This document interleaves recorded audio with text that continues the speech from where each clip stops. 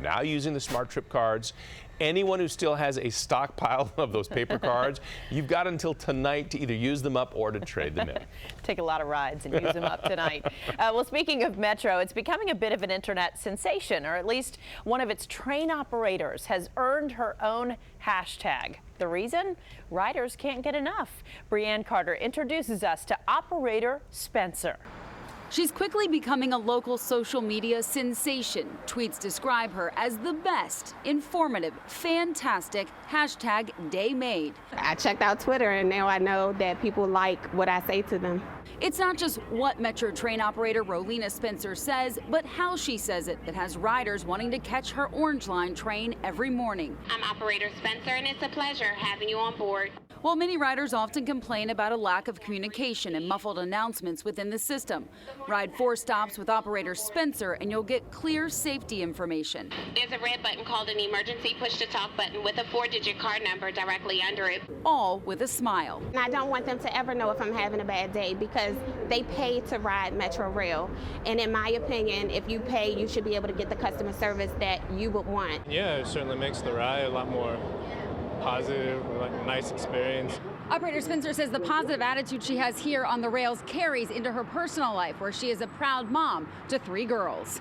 Tempest, Taylor, and Tristan, those are my girls. Oh, beautiful. While Spencer says she does it all from the heart, not for the recognition. She adds a nice wave from riders at the end of a commute is always welcome. Thank you for choosing Metro Rail. In Vienna, Brianne Carter, ABC 7 News.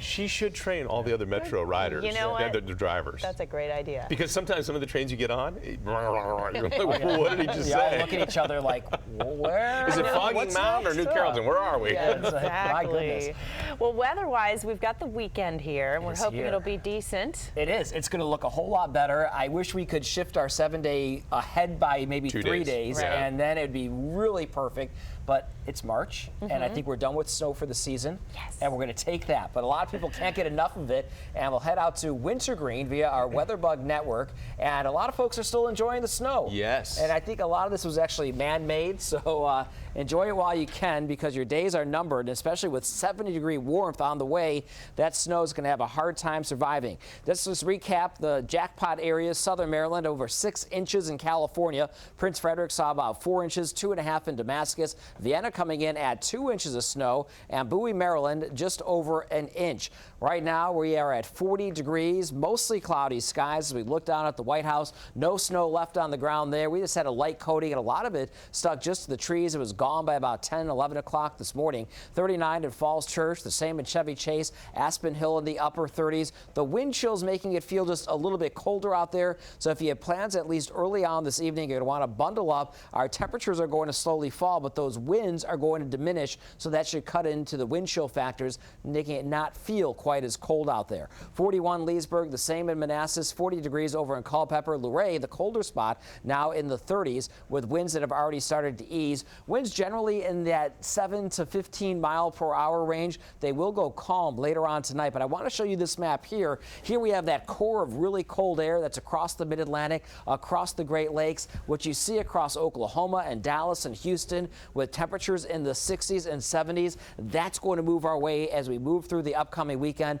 Unfortunately, it's not going to make it here in time for this weekend, but I promise you, as we move into the day on Tuesday and Wednesday, you're going to say it feels great out here with temperatures in the 70s. Show you what's going on with the wider view satellited radar. This right here, this is our next weather maker that's now beginning to move into Wisconsin. It's going to take a dip to the south and then move overhead tomorrow evening into early Sunday morning. No problems out there right now. We will stay mostly cloudy, at least for the next few hours or so, but a few breaks in the clouds. You'll notice that later on tonight as our temperatures begin to fall, and then we are going to look for a good deal of sunshine for the day tomorrow. 25 to 35 degrees for an overnight low. There are the partly cloudy skies. There's the calm winds for you, and our futurecast, it gives us a really good indication hour by hour what we expect as we head through the upcoming weekend. So waking up tomorrow morning, sunshine for the farmers market, maybe going out for a run during the afternoon, early evening hours. It should be mainly dry around here, but if you're headed out to dinner tomorrow night and plan on staying out late, you're going to want to bring some rain gear with you because we have rain on the way.